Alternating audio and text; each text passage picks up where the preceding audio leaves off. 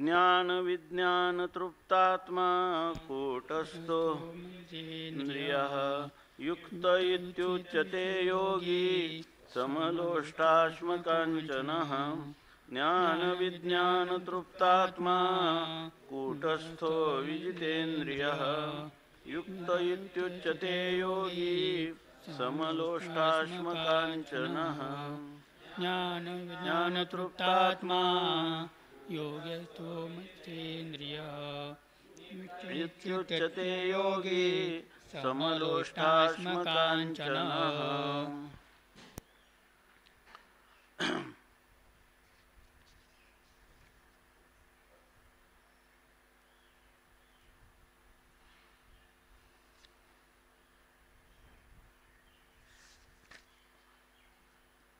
ज्ञान विज्ञान तृप्तात्मा कूटस्थः विजितेन्द्रियः युक्तः इति उच्यते योगी समलोष्टाश्मकाञ्चनः।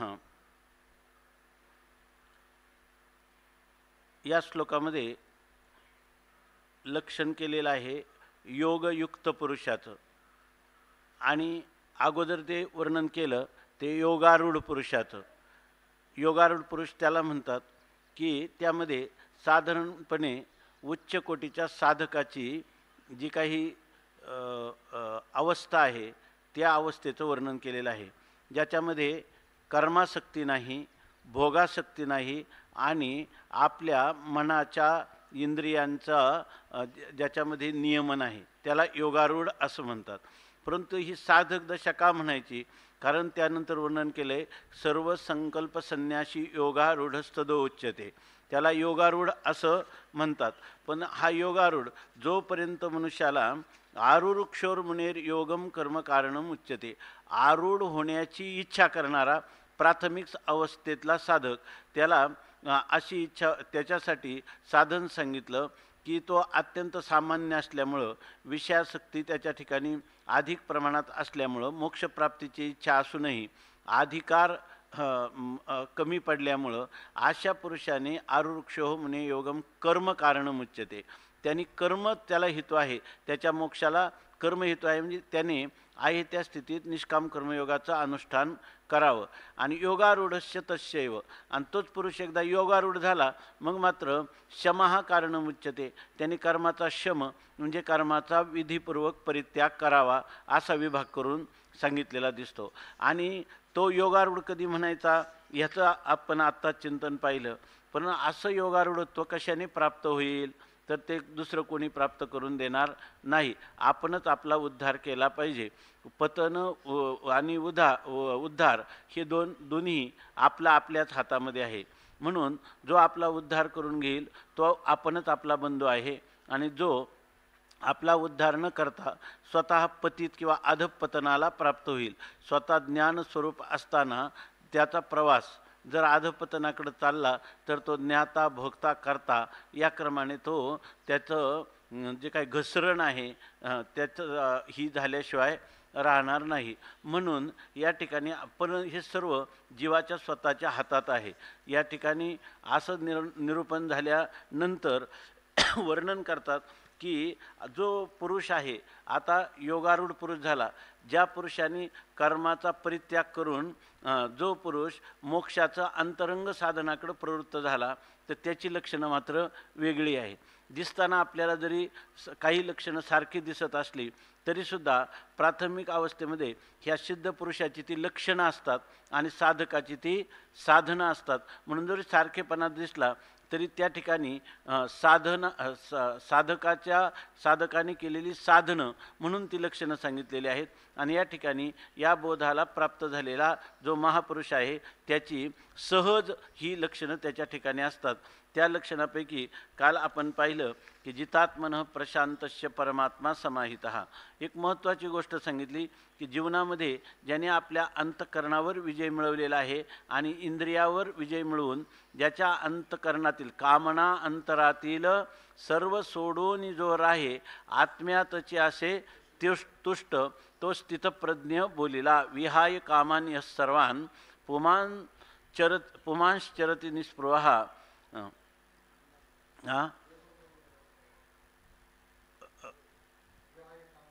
सर्वान् पुमांश्चरति निष्प्रा निर्ममो निरहंकारः स शांतिम अधिगच्छति आशा प्रजाहति यदा कामान् सर्वान् पार्थ मनोगतान् आत्मन्येवात्मना तुष्टस्थितप्रज्ञस्तदोच्यते. अशा लक्षणाला प्राप्त झालेला हा जो पुरुष आहे, ज्याला दुसऱ्या अध्यायात स्थितप्रज्ञ असं म्हटलेलं आहे, त्याच पुरुषाला या ठिकाणी योगयुक्त पुरुष असं म्हटलेलं आहे. म्हणजे ज्याला योगाने जो पूर्णपणे संपन्न झालेला आहे, योगाचं फल ज्याला प्राप्त झालेलं आहे, असा हा पुरुष. त्याचं वर्णन सांगितलं की हा पुरुष कसा आहे, तर जितात्मा, प्रशांत. आणि अशा पुरुषाला परमात्मा दूर आहे असं नाही, परमात्मा परवता दुरी नाही. त्या पुरुषाचा परमात्मा हा परमात्मा समाहित हा, त्याच्या अत्यंत जवळ आहे. सर्वात जवळचं कोणी खरं परमात्माच आहे, कारण आत्मरूप असणार आत्मा हा सर्वात जवळचा आहे. आणि तो आत्मा आणि परमात्मा दोन्ही एक असल्यामुळं परमात्मरूप असणारा आत्मा किंवा आत्मरूप असणारा परमात्मा तो सर्वात जवळ आहे. फक्त तो काय असला पाहिजे, जितेंद्रिय असला पाहिजे आणि जितात्मा असला पाहिजे. त्याने अशा पुरुषाच्या ठिकाणी महत्त्वाचं लक्षण सांगितलं, शीतोष्ण सुखदुःखेषु तथा मानापमानयोः समहा. जे जीवनामध्ये जेवढी द्वंद्व येतात त्या द्वंद्वामध्ये तो समान राहतो, नाम त्याच्या अंतःकरण वृत्ती विकारी होत नाही असं सांगितलेलं आहे. तसं आता ह्या 8व्या श्लोकामध्ये अजून त्या योगयुक्त पुरुषाची लक्षणं सांगतात. ज्ञान विज्ञान तृप्तात्मा कूटस्थः विजितेंद्रियः युक्तः इति उच्यते योगी समलोष्टाश्म कांचनः. ज्ञान विज्ञान तृप्तात्मा कूटस्थः विजितेंद्रियः समलोष्टाश्म कांचनः योगी युक्तः इति उच्यते. त्या आता सांगतात ज्ञान विज्ञान तृप्तात्मा, ज्याला म्हणजे जे शास्त्राने वर्णन केलेले जेवढे पदार्थ आहेत त्या सगळ्या पदार्थांचं ज्याला ज्ञान आहे. म्हणजे शास्त्राने इथलं ज्ञान म्हणजे हे बाहेर असणारे घटपटादिकांचे ज्ञान किंवा तुम्हाला वैद्यकीय, शिल्पकला, काही ज्या 14 विद्या, काय 64 कला, ही ज्ञान नाही. या ठिकाणी ज्ञान म्हणजे शास्त्राने वर्णन केलेले जे पद आहेत त्या पदांच्या अर्थाचं ज्ञान, त्याला म्हणतात पदपदार्थाचं ज्ञान. आणि विज्ञान म्हणजे त्या पदपदार्थाचं नुसतं ज्ञान नाही तर त्याचं विज्ञान विशेष रूपाने ज्ञान आहे, म्हणजे त्याची अनुभूती पण घेतलेली आहे. नुसतं शास्त्रोक्त पदार्थाचं ज्ञान नाही तर त्याचं विज्ञान म्हणजे विशेष रूपाने असणारं त्याचं ज्ञान म्हणजे त्याचा अनुभव ज्यांनी घेतलेला आहे. पुन्हा कूटस्थः म्हणजे कुटवत निर्विकारेण स्थितः. जसं आयरणीवर कूट म्हणजे आयरन, आणि त्या आयरणीवर सोनार अनेक प्रकारचे अलंकार घडवतो, परंतु ते घडवीत असताना त्या आयरणीवर तो सारखा हातोड्याने ठोकत असतो त्या अलंकाराला आकार देण्यासाठी. अलंकार किती जरी त्या आयरणीवर झाले परंतु त्या ठोकून त्या आयरन जे आहे त्या आयरणीवर काही परिणाम होत नाही. कूटवत निर्विकारेण स्थितः. त्याप्रमाणे आत्मा हा कूटस्थ आहे म्हणजे निर्विकार त्या आयरणीप्रमाणे आहे. तेव्हा इथं याचा अर्थ असा की हा पुरुष कसा आहे, कूटस्थ आहे. कूटस्थ म्हणजे या ठिकाणी त्याच्या जीवनामध्ये अनेक प्रकारची शीतउष्ण सुखदुःखादी द्वंद्व मानापमानादी समोर आले तरी त्याच्या अंतःकरणामध्ये कोणत्याही प्रकारची डगमग होत नाही, तर त्याला म्हणतात की हा कूटस्थ. आणि पुन्हा विजितेंद्रिय, ज्याने आपल्या इंद्रियांवर पूर्णपणे विजय मिळवलेला असतो. म्हणजे कोणत्या इंद्रियाची कोणत्या कर्मात प्रवृत्ती व्हावी जर आवश्यक असेल तर तो करू शकतो, आणि जर त्याला वाटलं की याच्यापासून आपल्या इंद्रियांना ह्या विषयाकडे प्रवृत्त करायचं नाही तर त्या इंद्रियांचं नियमन तो करू शकतो. उदाहरण दुसऱ्या अध्यायात दिलं का कुर्मजिया परी वाईला अवेव पसरी नातरी इच्छावशे आवरी आपुले आपण. कासव जसं मनात वाटलं निवांत आहे तर ते आपलं सर्वच्या सर्व पाय पसरून देतं, आणि ज्या वेळेला त्याला वाटतं काही धोक्याची सूचना येते त्यावेळेला ते आपले पाय सगळे आखडून आपल्या सर्व अवयव आपल्या पोटात घेतं. त्याप्रमाणे हा पुरुष जो आहे तो कूटस्थ आहे, विजितेंद्रिय आहे आणि समलोष्टाश्म कांचनः. आता त्याला लोष्ट म्हणजे मातीचं ढेकूळ, आश्म म्हणजे दगड आणि कांचन म्हणजे सोनं हे ज्याला समान आहे.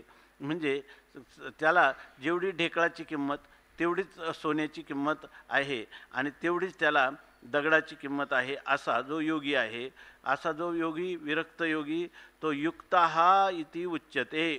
त्याला युक्त म्हणजे योगयुक्त असं म्हटलं जातं. हे जे वर्णन चाललं हे कोणाचं आहे? योगयुक्ताचं वर्णन आहे. म्हणजे ज्याला आत्मसंयम असा अध्यायाचं नाव दिले किंवा अभ्यास जो आहे तो अभ्यास योग किंवा ध्यान योग असं याचं वर्णन केलेलं आहे. त्या पुरुषाला म्हणतात की योगयुक्त पुरुष, असं या ठिकाणी ह्या श्लोकाचा सरळ अर्थ आहे. आणि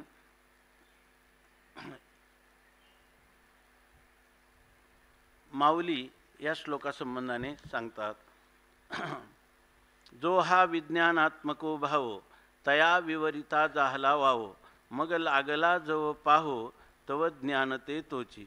माऊली, आता आपण या श्लोकामध्ये जे पाहिलं हे सगळं वेदांताचं चिंतन आहे की नाही याच्यामध्ये, आणि हे आता जे सांगितलं हे भाष्यकारांना अनुसरून आहे. ज्ञान म्हणजे परोक्ष ज्ञान आणि विज्ञान म्हणजे अपरोक्ष ज्ञान. म्हणजे ज्याला पदार्थाचं परोक्ष ज्ञान आहे आणि अपरोक्ष ज्ञान आहे, म्हणजे वेदाच्या अवांतर वाक्यापासून त्याचं काय झालेलं आहे, असत्वापादक आवरण दूर झालेलं आहे आणि तत्त्वमसी महावाक्याचं श्रवण करून ज्याचं आभानापादक आवरण देखील दूर झालेलं आहे आणि निष्प्रतिबंध आनंदानुभूतीला प्राप्त झालेला हा पुरुष, असा या ज्ञान आणि विज्ञान शब्दाचा अर्थ केला. आणि त्याच्यामुळं तृप्तात्मा म्हणजे ज्याचं अंतःकरण तृप्ततेला प्राप्त झालेले आहे. म्हणजे आता त्यांनी अशा प्रकारची निरंकुशा तृप्ती प्राप्त झालेली आहे की ज्या तृप्तीपुढं त्याला आता काही प्राप्त पण करायचं नाही आणि काही निवृत्त पण करायचं नाही, असा तो तृप्त झालेला अंतःकरण ज्याचा आहे असा हा पुरुष. आणि तो कुटस्थ म्हणजे निर्विकार राहू शकतो आणि संपूर्ण इंद्रियांच्यावर त्याने विजय मिळवलेला आहे, अशा पुरुषाला युक्त म्हणतात. असा सरळ सरळ श्लोकाचा अन्वयानुरूप पदाचा अर्थानुरूप हा अर्थ होतो किंवा वाक्यार्थ होतो. पदार्थ किंवा वाक्यार्थ आपल्याला अशा प्रकारचा आत्तापर्यंत याचा करता आला आहे की नाही. आता माऊली जेव्हा या श्लोकावर टीका करतात तेव्हा ते पहा ही किती अलौकिक प्रकारची टीका आहे.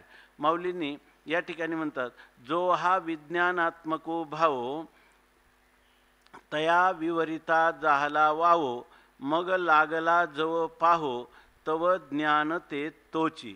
इथे ना ज्ञान विज्ञान तृप्तात्मा, ज्ञान आणि विज्ञान अशा प्रकारची पदं आलेली आहेत. दिगंबर महाराज सगळं चांगलं लक्षात ठेवा, खूप खूप अपूर्वता आहे याच्यामध्ये. आणि ज्ञानोबारायांनी अशी अपूर्वता सांगितली की तुम्ही किती संस्कृत टीका पाहिल्या सगळ्या जरी तरीसुद्धा ज्ञानोबाराय आपल्याला म्हणजे ज्या ठिकाणी नेऊन ठेवतात अंतःकरण वृत्तीला किंवा ज्या ठिकाणी लीन करतात किंवा ज्या ठिकाणी बाधित करतात किंवा जो मनुष्याच्या बुद्धीचा निश्चय करून देतात, ती सर्वात महत्त्वाची गोष्ट ज्ञानोबारायांनी साधकाचं कल्याण किंवा त्याचं गंतव्य, त्याचं ध्येय, त्याचं प्राप्तव्य यथार्थ रीतीनं प्रतिपादन करताना ह्या ज्ञान विज्ञान शब्दाचा कसा उपयोग केला. शब्द दोनच आहेत, ज्ञान आणि विज्ञान. पण माऊली सांगतात, जो हा विज्ञानात्मको भावो, हा जो विज्ञानात्मक म्हणजे विज्ञान स्वरूप असणारा जो भाव म्हणजे सत्तावान पदार्थ आहेत. म्हणजे याच्या ठिकाणी विज्ञान म्हणजे अपरोक्ष ज्ञान असा अर्थ माऊलींनी केला नाही. विज्ञान शब्दाचा अर्थ केला प्रपंच. पुढं 7व्या अध्यायामध्ये ते विस्ताराने सांगणार आहे. काय पार्था तया नाव ज्ञान आणि एर प्रपंच हे विज्ञान आणि ते सत्यत्व बुद्धी हे अज्ञान हेही जाण, असं त्याचं वर्णन केले. माऊलींच्या वाङ्मयामध्ये विशेषतः ज्ञानेश्वरीमध्ये ज्ञान शब्द आणि विज्ञान शब्द ज्या अर्थाने वापरले तर त्याच्यामध्ये विज्ञान म्हणजे विशेष रूपाने ज्ञान. जेवढं जेवढं विशेष असतं ते कल्पित असतं आणि सगळे कल्पित पदार्थांचं ज्ञान त्याला म्हणायचं विज्ञान. म्हणजे सांसारिक पदार्थांचं ज्ञान, भूतभौतिक पदार्थांचं ज्ञान याला म्हणतात विज्ञान. आणि हा विज्ञानात्मक भाव भूसत्तायाम, ह्या विज्ञानात्मक म्हणजे संसारातले भौतिक पदार्थ जे सत्तेला प्राप्त झाले, अस्तित्व त्यांना प्राप्त झालेलं आहे, तया विवरिता झाला वावो. तया विवरिता म्हणजे तो जो योगयुक्त पुरुष आहे त्याने हे जे संसारातले पदार्थ दिसतात या पदार्थाचं विवरण केलं असताना म्हणजे त्याने त्याचा गंभीरपणाने विचार केला असताना त्याला हा विज्ञानात्मक भाव म्हणजे संसारातील सगळे पदार्थ वावो झाला, हे सगळे मिथ्या ठरले, असं सांगितलं. इथं विज्ञान शब्दाचा अर्थ केला की संसारिक भौतिक पदार्थ की जे सर्व मिथ्या आहेत आणि जे विचाराने मिथ्या होतात ते दुसऱ्या कोणत्या क्रियेने किंवा भावनेनं त्यांचं मिथ्यात्व कधीही ठरत नाही. संसाराचं मिथ्यात्व हे विचारानेच कळतं. मिथ्यात्व निश्चय होण्यासाठी विचार काय सदा विचारेत तस्मात जगज्जीव परात्मनः जीवभाव जगद्भाव बाधे स्वात्मैव शिष्यते असं सांगितलं. आणि विचार करायला लागला तर त्याला विज्ञान शब्दाचं काय आलं? विज्ञान शब्द संसार आणि तो संसार मिथ्या आहे. संसार आपल्या अधिष्ठानामध्ये त्रैकालिक अत्यंत भावरूप आहे अशा प्रकारचं कळलं. जे विचारिता निरसले प्रपंच सहजे सांडवले मग तत्वता तत्ववरले ज्ञानी अशी ही गोष्ट या ठिकाणी सांगितली की मग तया विवरिता झाला व प्रपंच सर्व मिथ्या आहे, स्वप्नाप्रमाणे आहे, मृगजळाप्रमाणे आहे असं ठरलं. पण ह्या प्रपंचाचं ज्ञान झालं की नाही? मग प्रपंचातले पदार्थ अनेक आहेत पण अनेक पदार्थांचं होणारं ज्ञान एकच आहे की नाही? घटज्ञान पटज्ञान तुम्ही म्हणत असेल, परंतु ज्ञानामध्ये घट पट हा विषय बदलला का ज्ञान बदललं? का ज्ञान तेच आहे. घट ज्ञान पट ज्ञान आहे की नाही? अंतकरणाचं ज्ञान, कोणत्याही घराचं ज्ञान, काही म्हटलं तर ज्ञान एकच आहे की नाही? त्याला काही पंचदशी म्हटले संवित. ती संवित काय आहे? सगळी जागृती स्वप्न सुषुप्ती यामध्ये संविद एका स्वयंप्रभा ना, स्वयंप्रकाश असणारी संविद एक रूप आहे. मासाब्द युगकल्पेषु गतागम्येषु अनेकदा ना नोदेती नास्तमेते का संविदेशा स्वयंप्रभा. ती कधी उत्पन्नही झाली नाही आणि नाशही झाली नाही. नुसतं संसाराचं जेव्हा मिथ्यात्व आपण विचार करतो तेव्हा संसार मिथ्या आहे, पण मिथ्यात्वाचं ज्ञानच आहे ना एक प्रकारे, बरोबर आहे ना? आणि पूर्वी काय होतं? सत्यत्वाचं ज्ञान होतं, आहे की नाही? पूर्वी सत्य वाटत होता, आता तो मिथ्या वाटायला लागला. पण सत्यत्वाचंही ज्ञान आहे आणि मिथ्यात्वाचंही ज्ञान आहे. म्हणजे याचा अर्थ ज्ञान काय करतं? ज्ञान काय करतं? मिथ्या पदार्थांचंही प्रकाशन करतं, बरोबर आहे ना? आणि सत्य पदार्थांचंही प्रकाशन करतं, सत्य पदार्थाचंही प्रकाशन करतं. पण आत्मस्वरूपाच्या अतिरिक्त दुसरा सत्य पदार्थच नाही, बरोबर ना? सत्यतू सत्यतू सत्यतू विठ्ठला त्रिवार सत्य आहे का एक फक्त आत्मा सत्य आहे? मग हे जे ज्ञान आहे दृश्य पदार्थ येण्याच्या पूर्वी ज्ञान होतं की नाही? फक्त त्या ज्ञानामध्ये उपाधी दृश्य पदार्थ पडले, आहे की नाही? बरं, त्या ज्ञानाचा अभाव झाला तर त्या उपाधीचा अभाव झाला तर काय झाला? दोन काही ज्ञानाचा अभाव झाला का? ज्ञानाचा अभाव झाला नाही, झाला नाही. फक्त मग त्या दृश्य पदार्थाच्या भावाचं प्रकाशन ज्ञानाने केलं का अभावाचं प्रकाशन केलं? दोघांचे आठवं नाठवं गेला भावाभाव आणि झाला स्वयमेव पांडुरंग. ते जे मूळ ज्ञान आहे ते ज्ञान काय आहे? एकच आहे. आता जो हा म्हणजे दृश्य प्रपंचात असणारा विज्ञानात्मक भाव तो विवरिता, परंतु हे विचारानेच ठरतं.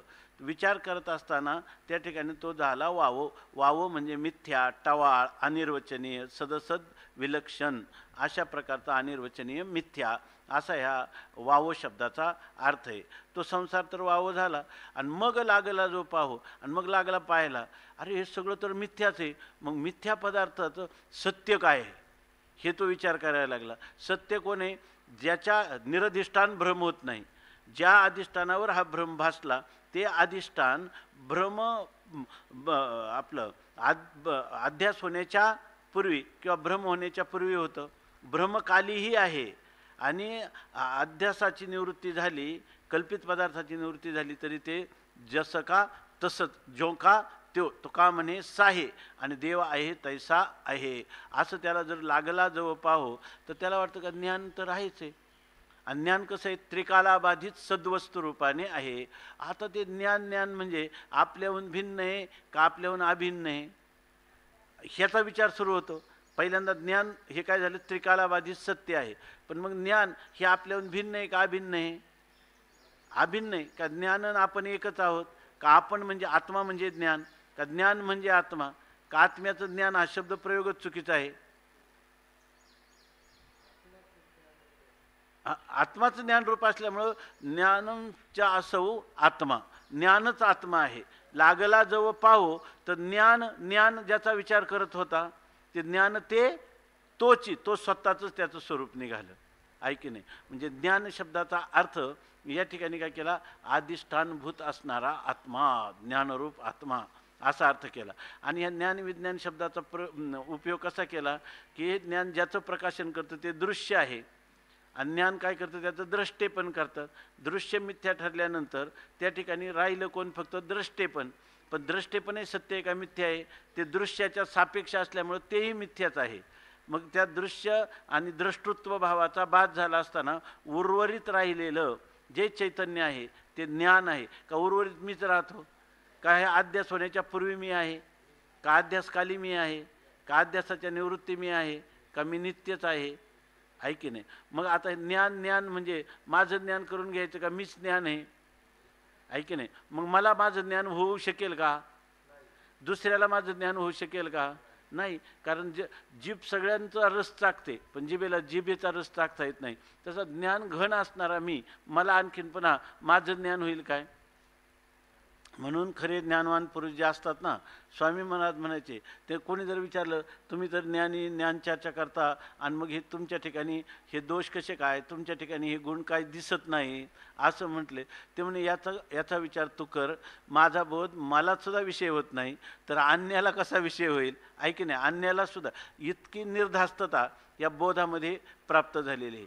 ज्ञानोबारायांनी कसा म्हणजे जे आपण म्हणतो ना, हे जनाबाईलाच महत्त्व खरं आहे की ज्ञानोबारायांच्या ज्ञानेश्वरीचे पारायण करून खरा ज्ञानोबारायांचं मनोगत जनाबाईनं जाणलं. आणि म्हणून ते म्हणते की भाव अक्षराचे गाठी आणि ब्रह्मज्ञाने जे गोमटी. ब्रह्मज्ञानाने रसरसित असा हा ग्रंथाचं निर्माण किंवा मेजवानी द्यायची होती. माऊली म्हणतात ना, हे प्रतिपत्ती मिया केली निष्कामाशी.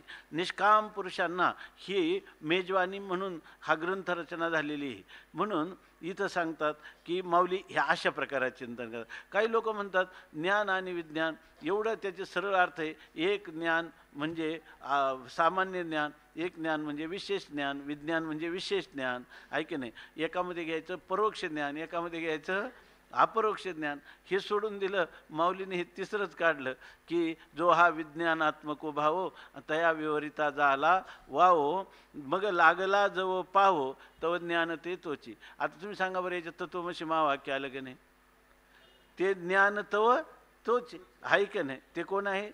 ज्ञान म्हणजे कोण आहे? मी. आणि तोच तेच ते आहे परमात्मा वस्तू आणि तू आत्मवस्तू. ह्या दोन्ही काय आहेत? एकच आहे. असं कोणता जगात ग्रंथ देईल त्या वेदाचं कौतुक सारखं चालले. चारही वेदाची 4 महावाक्य आहे की नाही? 4 वेद, अयम आत्मा ब्रह्म, तत्वमसी, अहम ब्रह्मास्मी, विज्ञानम ब्रह्म. आणि त्याचा वेदांत विश्वात म्हणजे काय, अनादिकालापासून शेकडो हजारो वर्षे नाही, कल्पच्या कल्प, आणि कल्पनी संपत नाही. तर आता यथापूर्वम अकल्पयत, पुन्हा उपनिषद येतात आणि तत्वमसी महावाक्याचा उपदेश करतात. काय गावगाव आहे. आणि ज्ञानोबारायांनी 9000 वयामध्ये स्वतः सांगतात, गीतेमध्ये तेच दिसतं, ते पण सांगतात. इथं खरं तर ज्ञानोबाराय काय म्हणतात, 700 श्लोक, अध्याय 18चे लेख, आणि देव बोललेले एक दुजे नाही. 700 श्लोकात देव फक्त एकच बोलले, अद्वैत बोललेले. पण ज्ञानेश्वर महाराज 9000 वयाला, 9000 वयात जर बारकाईने पाहायला लागलं ना, देवाची कृपा असावी, आयुष्य असावं आणि त्याचा शोध घ्यावा. आहे की नाही? जर तुम्हाला ग्रंथाचं तात्पर्य काढायचं असेल तर हेच निघेल का 9000 वयात तत्वमसी महावाक्याचंच विवरण केलेलं आहे. दुसरं ज्ञानोबारायांनी स्वतःचं सांगण्यावेळी फक्त भगवंताचं नामोल्लेख केला का देव बोलिले.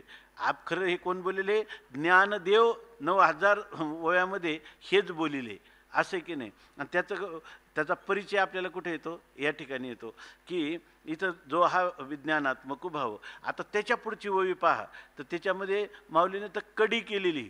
माऊली म्हणतात की आता व्यापकू की एकदेशी, हे ओहा पोही जे ऐशी, ते करावी ठेली अपैशी, दुजे नवीन. आता काय झालं? आता तुम्ही काय म्हणणार, जब आत्मा आहे आणि तो आत्माच परमात्मा रूप आहे असं तुम्ही म्हणता. आणि आत्माच परमात्मा रूप म्हणजे आत्मा व्यापक आहे का परिचिन्न आहे? आत्मा आपल्याला अशी सवय लागली, काय सवय लागली की अंतकरण अधिष्ठान आत्मचैतन्याचं आणि जगदधिष्ठान ब्रह्मचैतन्याचं किंवा माया अधिष्ठान चैतन्य, ह्या दोघांचं आपल्याला सांगताना आपण काय म्हणतो, अंतकरण अधिष्ठान चैतन्य हे एकदेशी आहे की नाही. त्याचा एक सर्व व्यापक चैतन्याला जेव्हा अंतकरण किंवा अविद्या उपाधी लागतो तेव्हा त्याला नाव काय येतं, साक्षी चैतन्य किंवा प्रत्येक चैतन्य असं नाव येतं. आणि ज्या वेळेला बरोबर ना समष्टी अविद्या किंवा अज्ञान बरोबर ना ही जेव्हा उपाधी लागतं कोणाला, व्यापक चैतन्याला, तेव्हा त्याला ईश्वर अशा प्रकारचं नाव येतं. बरोबर आहे ना. पण तर किंवा त्याला ब्रह्मचैतन्य असं नाव येतं. इथं आपण माया अधिष्ठान चैतन्याला ब्रह्मचैतन्य असं नाव येतं. आणि नंतर जर आपण काय करतो, अविद्या आणि माया ह्या दोन्हींचा बाद केला असताना बरोबर ना उर्वरित राहील किंवा अंतकरण अधिष्ठान चैतन्य आणि माया अधिष्ठान चैतन्य किंवा अविद्या अधिष्ठान चैतन्य आणि माया अधिष्ठान चैतन्य, दोन अधिष्ठान त्यांनी मानलेली आहेत. एकाने अविद्या उपाधी मानली, अंतकरण, आणि दोन्ही उपाधी मानलेल्या आहे. वेदांतामध्ये दोन्ही उपाधी मानूनही त्याचं समाधान करता येतं. मग आता एक चैतन्य एकच आहे की नाही, दोन्हींचं चैतन्य एकच आहे. परंतु म्हणे मग तत्वमसी महावाक्याने काय होतं, चांगदेव पासष्टी कशा करतात, तुम्ही काय सांगता कायम चांगदेव पासष्टीनं काय झालं. आता आत्म्याचं ज्ञान नव्हतं का चांगदेवाला, का आत्म्याचा अनुभवच होता, अनुभवच होता. बरं, ब्रह्माचा अनुभव नव्हता काय, होता, पण हे आत्माच ब्रह्म हे ज्ञान नव्हतं. आणि 65 वयाने काय करून दिलं, त्याला आत्मविषयक परिच्छिन्नता आणि ब्रह्मविषयक परोक्षतेची भ्रांती घालवली, आहे की नाही, असं तुम्ही सांगता. हा विचार आहे.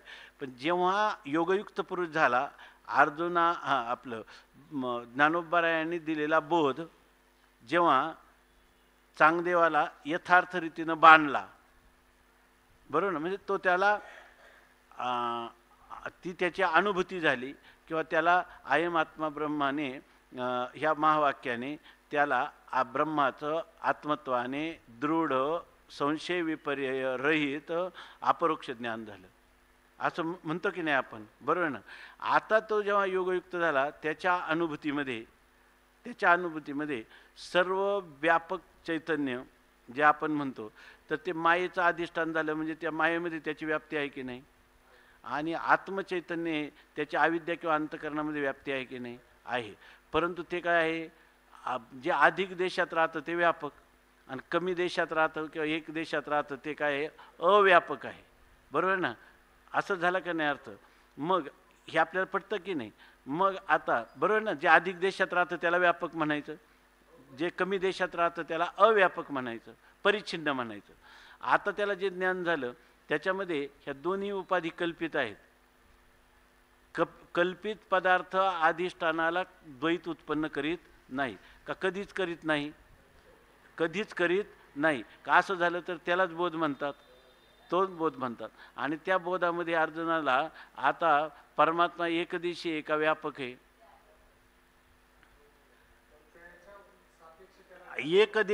एकदेशी किंवा त्याच्या सापेक्ष त्याची केलेली व्यापकतेची जी लक्षण आहे ते मुळात उपाधीला धरून केलेले आहे. आणि उपाधी उपही चैतन्याच्या ठिकाणी केवळ आभाषिक आहे, तत्वतः तिचा काय आहे, त्रैकालिक अत्यंताभाव आहे. हे एकदा ध्यानात घेऊन जेव्हा एकदाचं ऐक्याचं यथार्थ ज्ञान किंवा अनुभूती झाली तर त्याच्यानंतर तो काय म्हणेल, तो आयुष्यभर हेच म्हणेल का, माया अधिष्ठान चैतन्य आणि अंतकरण अधिष्ठान चैतन्य दोन्ही एकच आहेत का, चैतन्यच आहे का, मायाही नाही आणि अविद्याही नाही का, एक देशी पदार्थच उपाधी रूपाने अस्तित्वात नाही का, व्यापक असणारी माया अस्तित्वात नाही का, दोन्ही पदार्थ अस्तित्वात नाही का, एकच पदार्थ आहे का, तो मीच आहे का, ज्ञान ते तोची का मीची, असा अनुभव झाल्यावर आता कोण आहे, तू सोडून आणखी काय आहे, त्याला विचारलं तर मत्ता परतरम नान्यत किंचित अस्ति धनंजय मयि सर्वमिदम प्रोतम सूत्रे मनी गणायो. अहो हे दिसतं ते काय, ते सगळे कोण आहे, सोन्याचे मणी, सोन्याचं सूत, सोन्याचे मणी केले सोनिया, पुढे येणार आहे हा सगळा विषय. सोन्याचे मणी केले सोन्याचे सुती ओविले, तैसे जग म्या धरिले सभा या अभ्यंतरी. पण तिथं जग आहे का खरा तो काय आहे, विश्वात्मक देवच आहे. तुकाराम महाराजांचा अभंग आहे, जग अवघे देव असा अभंग आहे. जग आगवे देव खोटा नागवे संदेह. जग खरं ब्रह्मरूपच आहे, फक्त आपल्या अंतकरणात त्या संशय हा आपली नागवणूक किंवा फसवणूक आत्मवंचना करण्याला भाग पाडतो, एवढाच त्याचा अर्थ आहे की नाही. मग आता व्यापकोकी एकदेशी हे ओहापोही जे आहेशी अशा प्रकारचा जो ओहापोह चालला आहे. ओहापोह म्हणजे काय, एक म्हणतो हे असं आहे, दुसरा म्हणतो हे असं नाही, मग असं आहे. अशा प्रकारचा जो ओहापोह चाललेला आहे तो वाटाघाट चाललेली आहे. ती वाटाघाट ती करावी ठेली, ती म्हणजे करण्याची आता थांबूनच गेली की नाही. आता म्हणाल की अहम ब्रह्मास्मी ब्रह्माहमस्मी, काही ओतप्रोत चिंतन साधनात स्वरूप आहे, साधन स्वरूप आहे. ज्या वेळेला अनुभूती आली त्याच्या ठिकाणी सा एक अहम आहे, दोन्ही नाही. स्वामी महाराज म्हणायचे न त्वम न चाहम दप्तर घुम, त्या ठिकाणी काहीच राहिलेलं नाही. मग ही जी वाटाघाटी ओहापोही आईशी करावी ठेली, करण्याचं बंदच पडलं. कशी बरं ती कशी बंद पडली माहिती आहे का, आपैशी आपोआप बंद पडली आहे की नाही. जोपर्यंत सत्यत्व बुद्धी होती तोपर्यंत कायम भेदबुद्धी होती आहे का नाही.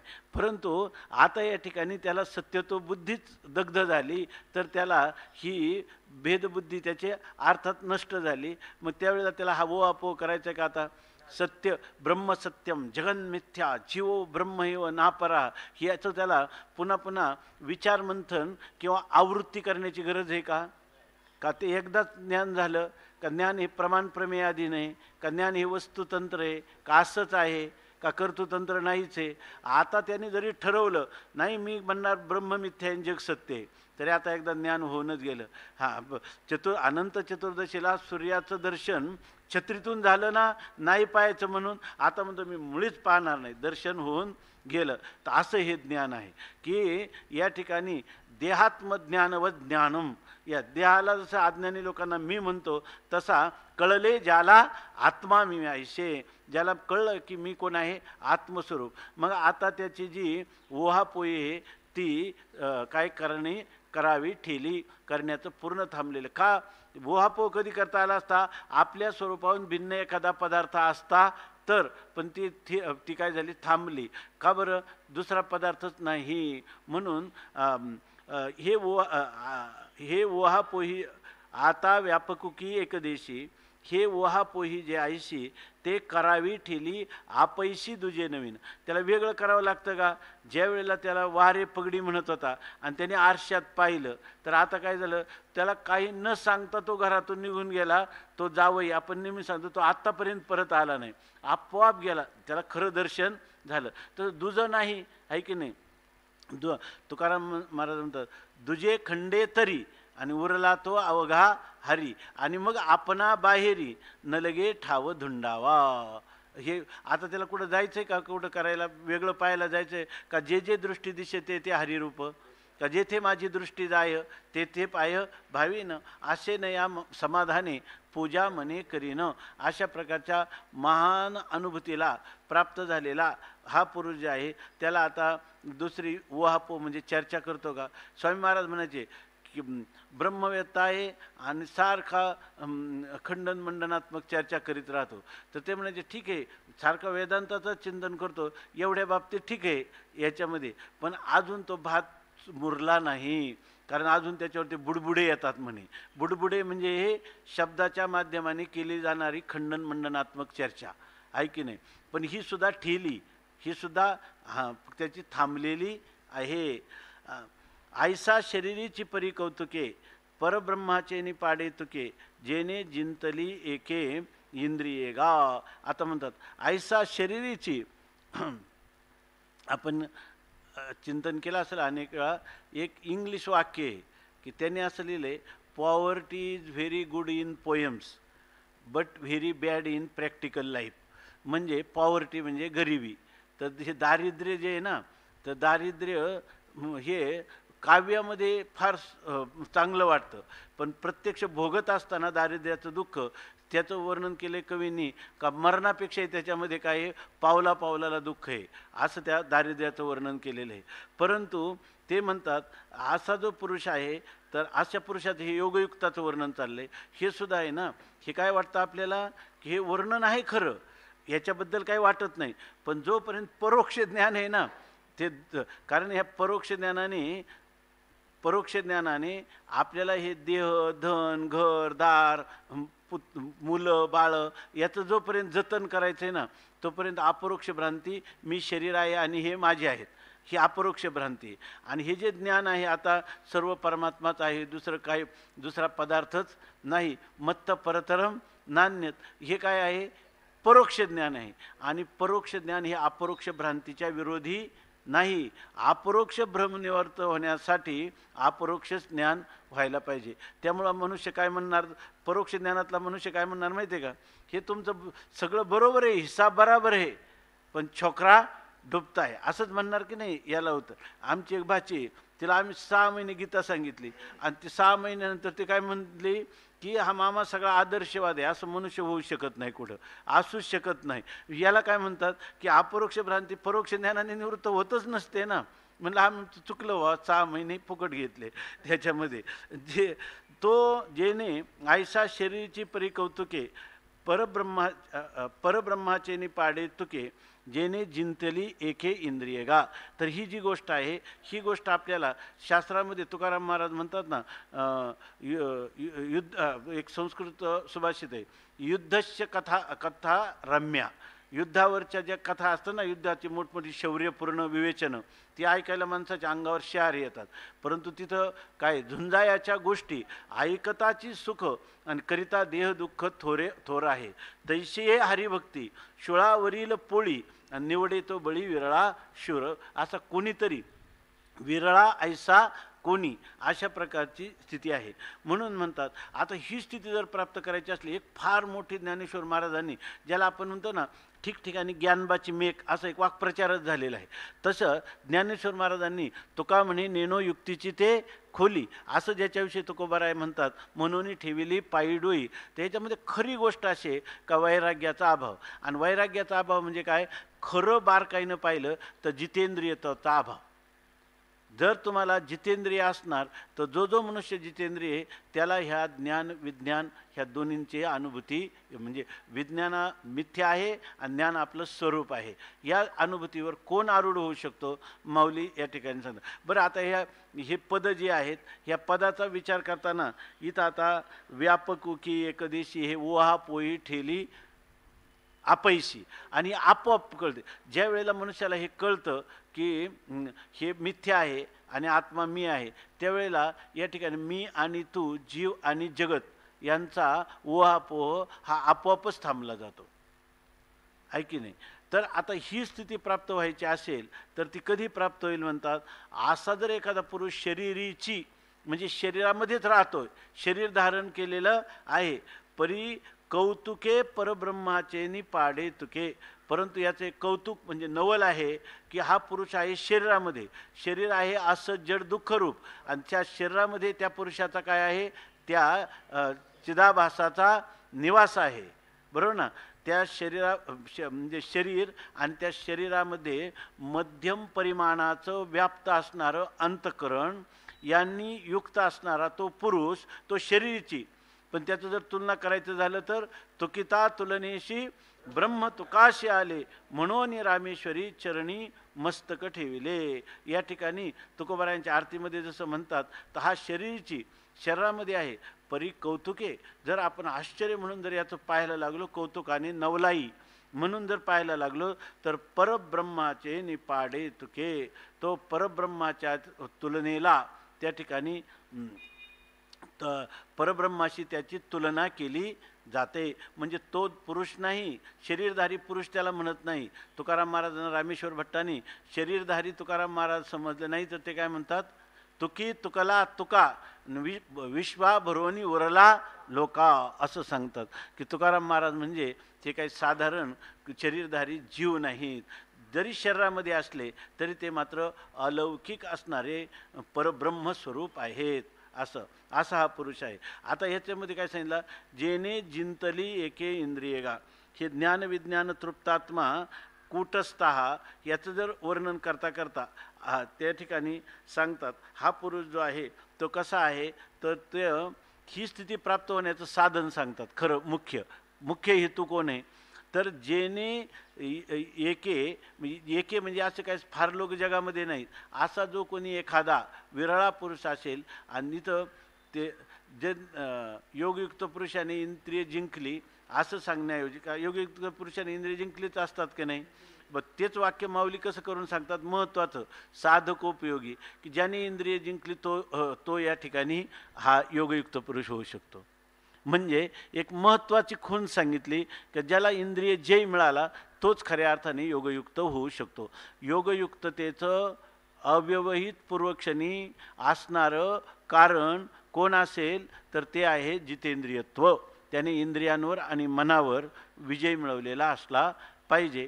त्या पुरुषाचं वर्णन जितेंद्रिय पदाचं व्याख्यान झालं की नाही, आणि पदाचं व्याख्यान करून अपूर्वता काय सिद्ध केली, कार्यकारण भाव या ठिकाणी सांगितलं. नुसत्या लक्षणाच्या परंपरेत जितेंद्रिय नाही सांगितला. ज्ञान विज्ञान तृप्तात्मा कूटस्था हे फलीभूत अवस्था आहे योगयुक्ताची, आणि त्याला कारण कोण झाली, जितेंद्रिय. बरं मग आता त्या जितेंद्रियाच्या नंतर काय, पूर्वी जे प्रयत्नपूर्वक करत होता ते आता त्याचं सहज लक्षण झाले, लक्षण पण आहे त्याचं. योगयुक्ताचं जितेंद्रिय हे लक्षण पण आहे, आणि योगयुक्त होण्यासाठी लागणारा हेतू पण तोच आहे. तो जितेंद्रियो सहजे तोची योगयुक्त म्हणजे जेने साने थोर नेनिजे कवने काळी. आता आणखीन माऊली सांगतात तिथं तोच शब्द आहे का, सगळ्यात दुसऱ्या ज्ञानेश्वरीत कुठं जो शब्द आहे का बघा बरं. नाही, हे आपल्या याच्यात तोच शब्द आहे. दुसरी ज्ञानेश्वरी हा त्याच्यात काय आहे, तोच आहे. तो जितेंद्रियो सहजे तोची योगयुक्त म्हणजे जेणे साने थोर नेनिजे कवणे काळी. ते म्हणतात जितेंद्रिय सहज. असा जो पुरुष आहे ना, आता जो जितेंद्रियत्व आहे ना त्याला हे सहज आहे, आणि पहिलं काय होतं, प्रयत्नाने होतं. आता त्याचं जितेंद्रियत्व स्वभाव झालेला आहे. त्याच्या ठिकाणी जसं रामकृष्ण परमहंसांच्या चरित्रात आहे की त्यांच्या हातावर ठेवलेलं नाणं झोपेमध्ये सुद्धा त्यांचं नाणं काय झालं, उपडं झालं. आणि त्या एवढा महापुरुष की जे ध्यानाला बसले असताना समोरच्या लावलेले ते निरांजन त्याच्यामध्ये त्यांचा तळहात जळून गेला, खालचा तळहाताचा खालचा भाग जळून त्याचे वास सुटला. विवेकानंद ते धावत गेले, तर त्यावेळेला सुद्धा ते ध्यानावरून बाहेर आले नाही.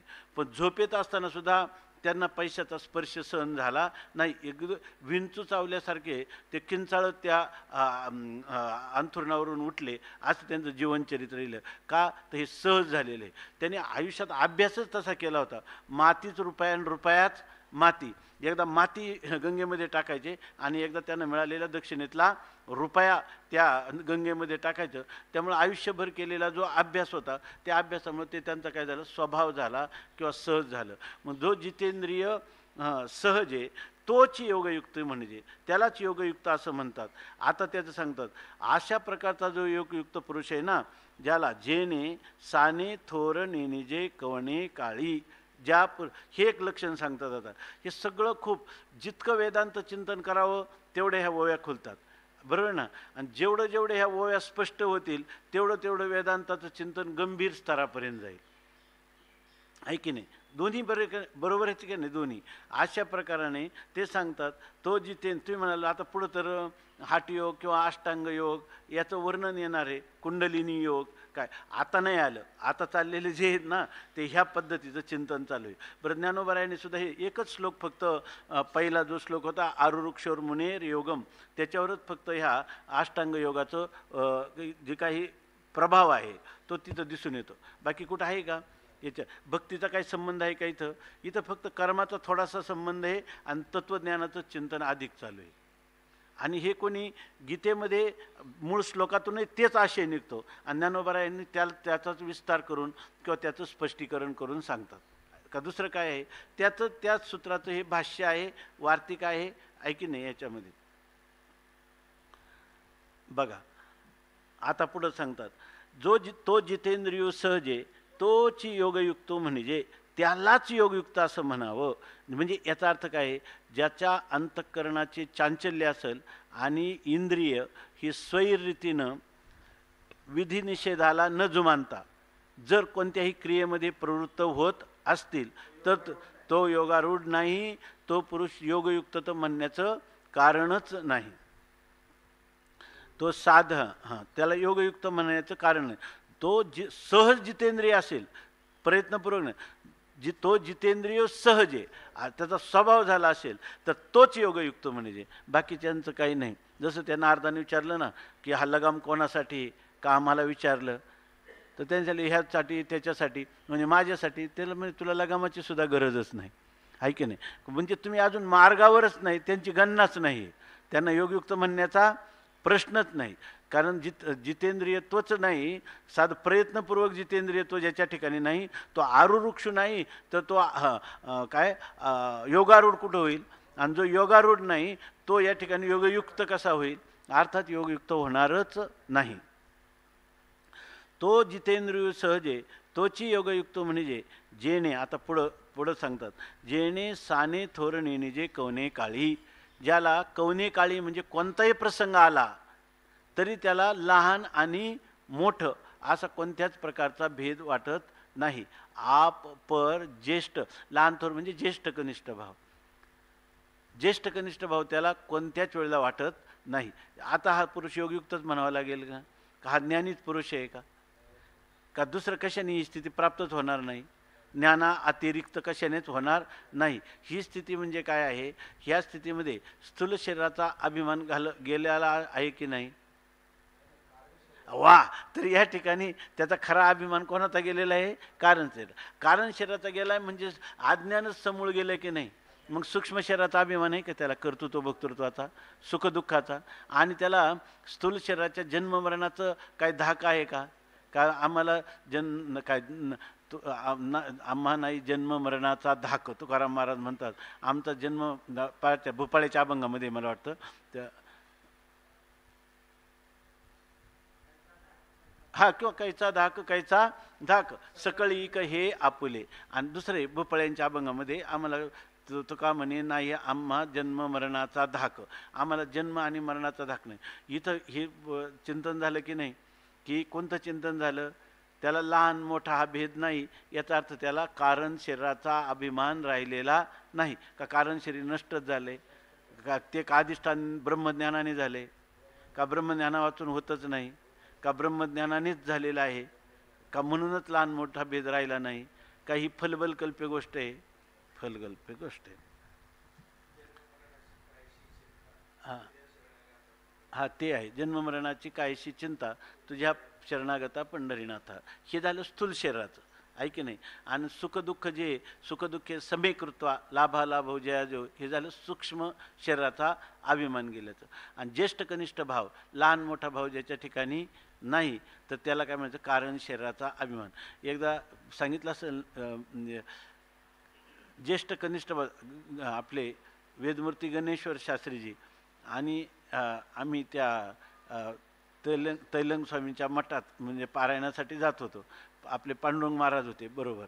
आणि ते जाता जाता ते एकदम एक त्या बारीक गल्ली असते, एकदम कुत्रं जवळ आलं. ते गुरुजी म्हणजे कायम सोहळ्यातच असतात ते, तर थोडं बाजूला सगळ्यांनी व्हावं म्हणून त्याने कुत्रं आलं म्हटले. कुत्रं आल्यावर ते फार जवळ आलं होतं. ते लगेच म्हणे हाड हाड हाड. त्या पांडुरंग महाराज ते म्हणे त्याला हाडहाड म्हणण्यासाठी नव्हतं मी म्हटलं, तुम्ही दुरून जायचं म्हणून म्हटलं होतं. याचा अर्थ त्यांना हाडहाड म्हणण्याचं त्या शब्दाचं सुद्धा त्यांना नको वाटलं ह्याच्यामध्ये. का तर ज्येष्ठ कनिष्ठ भावाची जी निवृत्ती झाली त्याच्यामध्ये लहान मोठा हा भेद राहत नाही. म्हणून सांगतात की जेने साने थोरणे जे कवने काळी. एकापेक्षा एक माऊली असं त्या ह्या विषय जो आहे त्या विषयाला किती उच्च कोटीचं नेतात बघा. देखे सोनयाचे निखळ आणि मेरू येसने ढिसाळ आणि मातीयेचे डिखळ की सरिषेची मानी. आता याचीच वृत्ती दिली म्हणजे याची ह्या वरच्या ओवीचंच जे काही जेने सान थोरी नेने जे कवने काळी याचीच व्याख्या केली खालच्या ओवीमध्ये, किंवा त्याला वृत्तीरूप हे आहे. वरच्या ओवीचं वृत्तीरूप व्याख्यान म्हणजे हे खालच्या दोन ओव्या आहेत. देखे सोनयाचे निखळ मेरू येसणे ढिसाळ आणि माती येचे डिखळ की सरिषेची मानी. सोन्याचे निखळ म्हणजे निखळ म्हणजे शुद्ध.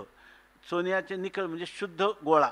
सोन्याचा निखळ शुद्ध गोळा म्हणजे सोन्याची लगड असली, सोन्याची, आणि ती कशी मेरू येसने ढिसाळ, आणि सोन्याची लगड म्हणजे हाताने उचलण्यासारखी नाही, मेरू येसने, मेरू पर्वता एवढी ढिसाळ म्हणजे मोठी, आगडबंब असं सोनं ते जरी असलं, आणि माती याचे डिखळ, आणि समजा जर त्याच्यासमोर सोन्याचा पर्वत आला आणि दुसरं काय आलं त्याला मातीचं ढेकूळ आलं, मातीचे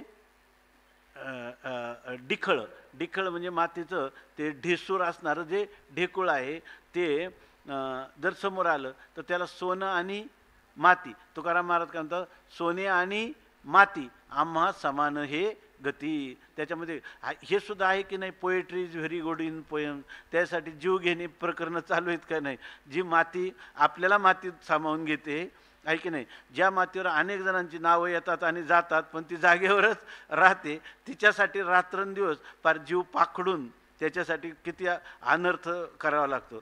तर माती याचे डिखळ की सरीशेची मानी, ह्या वयातून आपण काय शिकायचं दिगंबर महाराज, सत्वापत्तीमध्ये ही स्थिती करायची का सत्वापत्ती ओलांडून असंशक्ती पदार्थ भाविनीमध्ये जायचं, कोर्ट कचऱ्या करायच्या असेल तर सत्वापत्तीमध्ये राहायचं आहे की नाही, आणि आपल्या जीवनाचे क्षण घालवायचे नसतील आणि खरा परमार्थ करायचा असेल तर असंशक्ती पदार्थ भाविनीमध्ये जायचं. ह्या ज्ञानेश्वर महाराजांनी सद्य क्षणाला केलेला आपल्याला उपदेश आहे. महात्मा गांधी म्हणतात, माझ्या जीवनात जेव्हा प्रसंग येतात तेव्हा गीता मी माझ्या कायम जीवन ग्रंथ आहे, गीता मी क्रमाने वाचित नाही म्हणतात, मी गीता काढतो आणि मला जो प्रश्न येतो गीता सोडवते. म्हणून ते धुन्ना महाराज तर सांगायचे, माझी आई आता असती तरी आईची सेवा मी करू शकलो नसतो किंवा आईनं माझी सेवा केली नसती, कारण माझं वय 84 आहे म्हटले, आता आईचं वय किती असतं ऐक. पण गीता त्यांनी एका सत्कारात उत्तर दिलं होतं विनामंडपामध्ये, तर त्याच्यामध्ये ते म्हणे, आज असे माझी स्थिती आहे की मी माझ्या आईची सेवा करू शकतो आणि आई पण मला वाटेल तेव्हा माझी सेवेला सज्ज असते, असं त्यांनी सांगितलं. ही आपल्याला सद्य परिस्थितीच आहे. याच्यातून मी सकाळी विचार केला की ही ज्या ओव्या आहेत ह्या ओव्या आपल्याला असंशक्ती पदार्थ जाण्यासाठी ज्ञानोबारायांनी सांगितलेलं आहे का सत्वपत्तीमध्ये राहून कोर्ट कचऱ्या करण्यासाठी सांगितलेलं आहे की नाही. बरं, तुमच्या ज्ञानाला कुठं बाधी येईल काय, नाही येईल, परंतु मिरच्याच्या 12 ठसकाच घेणार असाल तुम्ही तर मग ते करा आहे की नाही. देखे सोनेयाचे निखळ, मेरू येसने ढिसाळ, आणि माती याचे डिखळ सरिषेची मानी, पाहता पृथ्वीचे मोल थोडे, ऐसे अनर्घ्य रत्न चोखडे, देखे दगडाचे नि पाडे, निचाडू ऐसा. पाहता आपण जर स्वतः पाहायला गेलो तर पृथ्वीचे मोल थोडे, पृथ्वीचं मोल थोडं आहे, ऐसे अनर्घ्य असं अमूल्य, चोखडे आणि अत्यंत शुद्ध अशा प्रकारचं, त्याचा शुद्धसुद्धा करायचं नाही असं पूर्ण विशुद्ध स्वरूपातलं चोखडं आणि अनर्घ्य रत्न, आणि हे जर रत्न त्याला मिळालं तर देखे दगडाचे निपाडे निचाडू ऐसा, तर ते दगडाचे निपाडे म्हणजे दगडाच्या तुलनेत ते तो काय करतो, पाहतो, इतका तो निचाड आहे, म्हणजे इतका तो निरभिलाष किंवा निस्पृह स्थितीला प्राप्त झाले. काय आपल्या भारताची संस्कृती आहे, त्या ह्याच्यामध्ये भक्तिविजयामध्ये आलं ते कोणते राका बंका आणि वंका ना, त्या राका आमचे ते छोटू नाना सांगायचे नेहमी, आणि ते जीवन पण तसेच जगले, स्वतःचं जीवन तसंच होतं. पण इथं पाठात सुद्धा सांगण्यासारखं नाही, इतक्या उच्च कोटीचा त्यांचा बोध होता. आणि त्यांनी तो एस.टी. स्टँडमध्ये आम्हाला सांगितलं, त्यांनी जी आपले ना आपुलीच्या दारा ही जी ओवी आहे ना, त्यांनी सांगितलं ह्याची मी स्वतः अनुभूती घेतली. जाऊ द्या, तुम्ही नंतर विचारा, लक्षात आली ना ओवी तुमच्या, तर ती ओवी त्यांनी सांगितली, ह्या ओवीची मी अनुभूती घेतली असं सांगितलं. आज कोण जगामध्ये असं कोण आहे ते नाना म्हटले त्याच्यामध्ये. तर हे जे गोष्ट आहे तर ते आपल्या राका वंका आणि वंकाचं सांगतात की ते रस्त्याने चालले, आणि या ठिकाणी रुक्मिणी मातोश्री आणि पांडुरंग परमात्म्याने सांगितलं की हा माझा भक्त बघा, गाढवावर माती वाहून नेतो, मडके बनवतो, आपला उदरनिर्वाह करतो आणि रात्रंदिवस फक्त चिंतन करतो, किती निस्पृह आहे म्हणे. याला आता पुढे येणार आहे मोक्ष सुखा लागोनी रंक, लगेच येणार आहेत पुढं, जया सोम भाव हा अटकू, जो मोक्ष सुखा लागोनी रंकू, तयाचे दिठीचा धने कळंकू लागेल तुझ्या प्रेमा. असं सांगितलेलं आहे. म्हणजे मोक्ष सुखासाठी सुद्धा करतोय ना तो भिकारी आहे, मोक्ष मागे तो भिकारी. आणि सोमभाव आहे ना हा प्रतिबंध आहे, असा हा भक्त माझा राखा आहे. ते म्हणे असं कुठे इतकं निष्प्रयोग देवा किती अतिरंजित वर्णन सांगतात. ते म्हणे मी परीक्षा घेऊ का, म्हणजे माझ्या भक्ताची परीक्षा घ्यायचीच नसते. पण आता ते स्त्री हट्ट तिनं हे केलं आणि म्हणे थोडंसं आता आपण असं करू परीक्षा घेऊ. आणि तिनं एक सोन्याची कांबी त्या रस्त्यावर चालले होते. पुढं राखा चालले, मागं त्यांची पत्नी चालली, मागं एकुलती एक मुलगी चालली. तर ते त्यांनी टाकून दिलं तिथं. आणि जवळ गेल्यानंतर राखांना वाटलं की इथं हे पुढं चाललेले जे लोक वाकले कशासाठी, हे पुढं चाललेले हे दोघांपैकी एकजण खाली काय वाकले तर काय पडले, म्हणून त्यांनी पाहिलं तर तिथं सोन्याची कांब होती. ते म्हणे आपण जाऊ द्या, पण आपली पत्नी पाठीमागून येते, त्याला कदाचित हेचा मोह होईल, म्हणून त्यांनी त्याच्यावर थोडी माती टाकली, त्याच्यावर माती टाकली. आणि मला वाटतं हां अशीच आहे का ती कथा. आणि नंतर त्याच्यानंतर त्यांची ती गेल्यावर तिला वाटलं आपले पती का वाकले, म्हणून तिनं पाहिलं, तिनं आणखीन त्याच्यावर माती टाकली. आणि मग ती मुलगी आली, त्या मुलीला वाटलं यांनी का केलं, तर त्यांनी पाहिलं की तिनं पाहिलं की इथं सोनं आहे, याच्यावरच आपल्या वडिलांनी माती टाकली, यांनी आईने काय माती टाकली असं सांगितलं. आणि बरोबर असंच आहे ना इतिहास. आणि मग तिनं एकदम रडायला सुरुवात केली. ती रडायला सुरुवात का केली की तिला विचारलं तू रडते का बाळ. ते म्हणे काही नाही, मी किती आभागी आहे, ज्यांना सोनं आणि माती याच्यातला फरक कळतो अशा आईवडिलांच्या पोटी मी जन्माला आले. महिपती महाराजांनी त्याचं चिंतन केलेलं आहे, आपले ताराबाचे महिपती महाराज, की तिला ते म्हणे मला अशा आईवडिलांच्या पोटी जन्म आले की ज्यांना माती आणि सोनं याच्यातला फरक कळतो. ही आपली भारतीय संस्कृती आहे. आणि ते या ठिकाणी बरं ही गोष्ट काय आहे, ही गोष्ट ज्याला भौतिक जीवनात रमायचं त्याचा विषयच नाही, परंतु ज्याला खरं जीवनाचं कल्याण करायचं त्याच्यासाठी हे आणि हेच आहे. नान्य हा पंथा विद्यते आयनाय, पाहता पृथ्वीचे मोल थोडे, आयशे अनर्घ्य रत्न चोखडे, देखे दगडाचे निपाडे निचाडू ऐसा. असा इतका हा निष्पृह पुरुष आहे. मग असा राहतो म्हणजे हा तर जगामध्ये कुठं कोणा काय फक्त दिसतो म्हणून आहे असा आहे का हा पुरुष. असं जर ब्रह्मासारखं जर तुम्हाला निर्विशेष रूपाने राहायचं तर व्यवहार घडेल का नाही तुमचा, खूप चांगला व्यवहार घडतो आहे की नाही. असा घडत नाही, असा घडत नाही, असा घडत नाही, पण खूप जगत कल्याणाचा आणि प्रेममय व्यवहार त्याच्याकडून घडतो. सुखाचे व्यवहारही सुख कसा आहे तो ह्या सांगतात. पण हा पुरुष मात्र विशेष आहे असं त्याचं वर्णन केलं. सुहृन्मित्रार्युदासीन मध्यस्थ द्वेषबंधुषु साधुष्वपि च पापेषु समबुद्धिर्विशिष्यते. सुहृन्मित्रार्युदासीन मध्यस्थ द्वेषबंधुषु साधुष्वपि च पापेषु समबुद्धिर्विशिष्यते. सुहृन्मित्रारुदासीन मध्यस्थ द्वेषबन्धुषु साधुष्वपि च पापेषु समबुद्धिर्विशिष्यते.